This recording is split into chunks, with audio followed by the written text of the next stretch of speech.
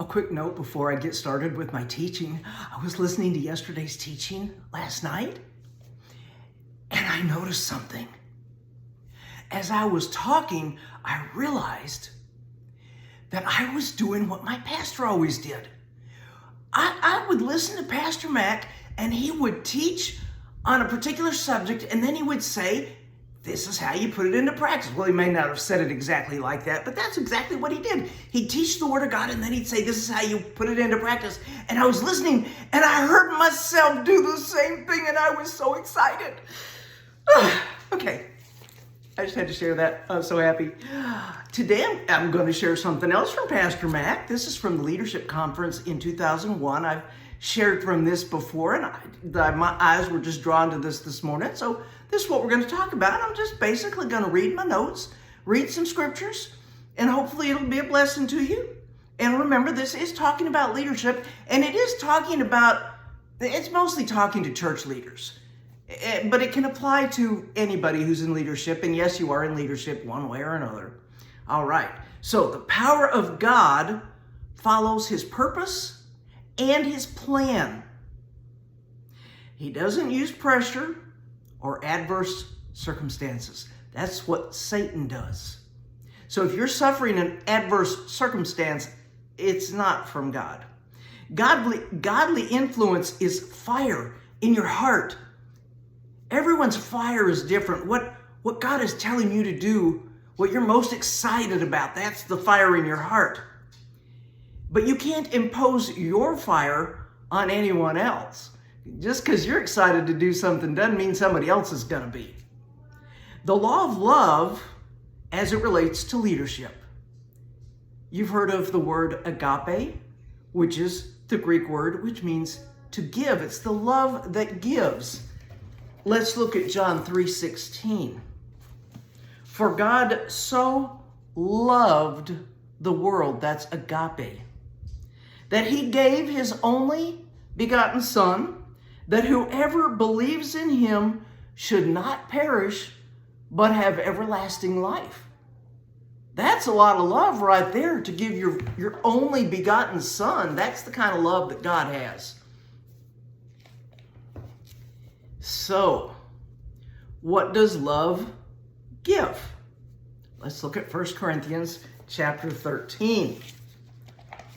And I don't want you to feel guilty if you don't have all this in your life, because God is love. Love is what gives this. And as you walk with him, you'll grow in these things, okay? Starting in verse 4, love suffers long, and it's kind. It doesn't envy. It doesn't vaunteth itself. It's not puffed up. It doesn't behave itself unseemly. It doesn't seek its own. It's not evilly provoked, and it doesn't think evil. Love rejoices not in iniquity, but rejoices in the truth. That one's a challenge right there. Rejoicing in the truth, but not when somebody else falls into iniquity or screws up. Love bears all things, believes all things, hopes all things, endures all things. Love never fails. Never. But where there are prophecies, they fail. Tongues fail. No seas. Where there's knowledge, it'll vanish away. Those things haven't ended yet. So, love gives commitment and all those things I just read. It's not self-concerned. It's concerned for others. You can't meet every need. Now, you can look out there in the world and you can see a lot of different needs. You can't meet them all. But God has enough people in the world that they can be met. You can meet some needs.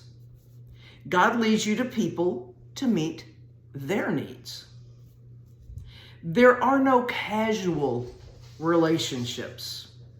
You have something that they need and they have something you need. So don't ever think of a relationship as a one-way street. Like you're giving, and you're not receiving anything. Or you're receiving, and not giving anything. It works both ways. Love doesn't fail, but sometimes relationships do fail. 1 Corinthians 13:8 says that love never fails. But fail isn't the opposite of succeed. It means it keeps going to the end. It's never obsolete. Your faith is for you. You can't impose it on anyone else. Everybody has to make their own decisions. You may want somebody to get saved, but you can't impose that on them. You can't make them to do it. You might want somebody to be healed, and you might have faith for them to be healed, but you cannot impose that on them. If they don't have faith to be healed, if they don't want to be healed, there's nothing you can do about it. Let's look at 1 Peter chapter 3 and verse 1. And this is talking about a husband-wife relationship, but it can relate to other things. Likewise, ye wives, be subject to your own husbands, that if any obey not the word, they also may without the word be won by the conversation of their wives. In other words, if there's a person that you're in relationship with and they don't know the Lord, it's possible that just by hanging around you, just by what you say and what you do, that they'll come to know the Lord. I remember when I was in high school, there was this gal that walked into my homeroom class every day, and she'd throw out her arms and she'd say, "Smile, Jesus loves you." Drove me nuts because I didn't know Jesus really well back then. I really appreciate her now because I knew she had something I didn't have, and eventually I wanted what she had. And I got it. Anyway, everyone is a free moral agent with the obligation to choose for themselves. You can't always make relationships work. But if you sow love, you will reap love somewhere. I can really relate to that now. You can't always make a relationship work because, no longer married. I tried, but it just ended. But anyway, we're not going to talk about that right now. Let's go to Mark chapter 10 and verse 44. Don't you love it when we can talk about the word? Mark 10 verse 44. And whosoever of you will be the chiefest shall be servant of all. Ooh, we don't like to think about that, do we? In the natural, we want to be up here, the head and not the tail. We want to be the chiefest. We want to be the bigwig. That's not what Jesus said, though. If you want to be the chiefest of all, you can be the servant of all. So identify and meet needs in people's lives. How do you do that? Well, number one, prayer. You pray for those under your authority. When I first heard this, of course, I was in authority over my children, so I spent a lot of time praying for my children. Okay, to be honest, I still pray for my kids and my grandkids and my great-grandchild, okay? Keep praying. Don't give up. Number two, clear division, vision, and a plan. The people under your authority need to know what you expect of them and how what they do relates to the vision of, in this case, the church or whatever, the family, whatever you're in authority over.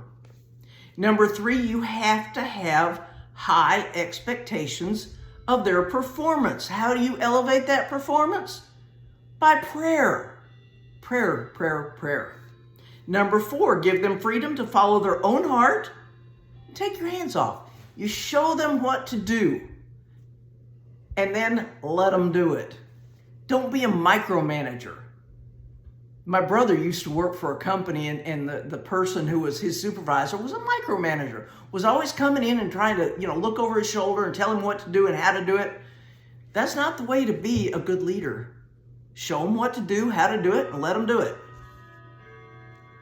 You ever teach a child how to make their bed and then you want to go back and make it for them? Show them how to do it, encourage them, let them do it their own way.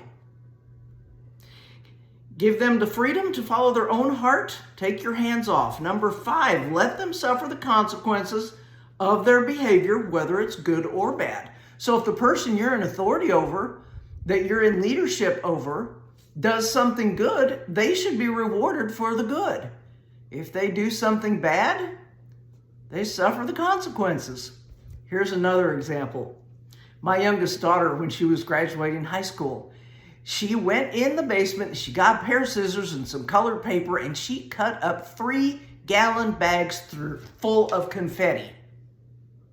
And she was going to throw it all in the hallway on the last day of school.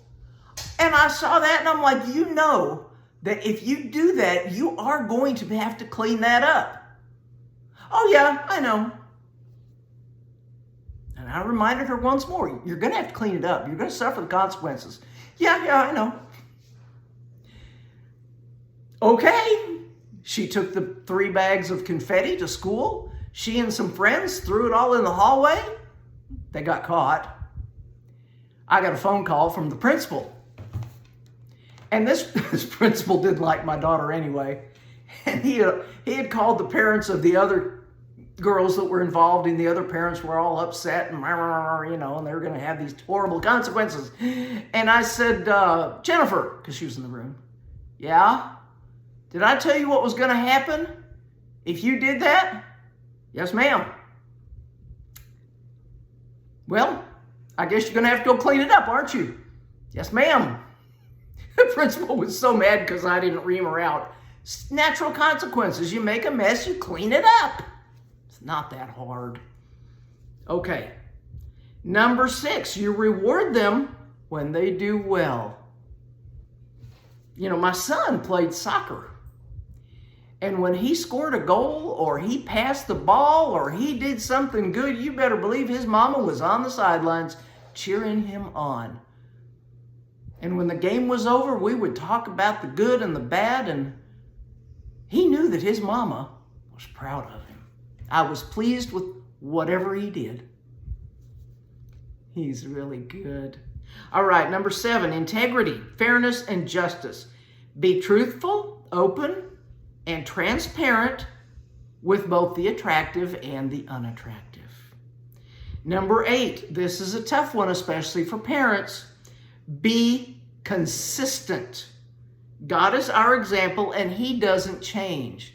So if you have a particular thing that happens when your child does something once, over and over and over and over and over again, you have to keep it the same.